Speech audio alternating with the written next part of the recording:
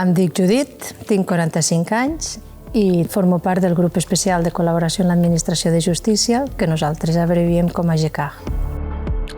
La meva funció és la instrucció de les actuacions d'investigació d'infraccions penals que són competència del cos d'agents rurals i el seu seguiment i la coordinació de tot el procediment que se'n desenvolupi.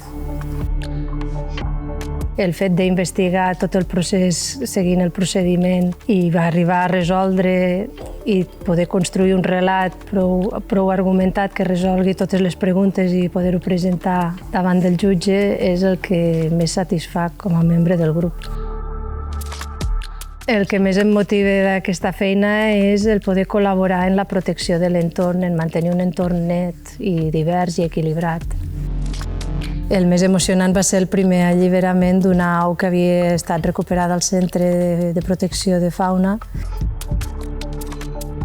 Crec que ja hem aconseguit arribar a un punt en què s'ha normalitzat el fet que hi hagi dones que treballen com a agents rurals. A una dona que està pensant en fer-se agent rural li diria que ja hi ha més dones que estem treballant com a agents rurals i que pensi únicament en les tasques que realitzem i en la seva motivació laboral.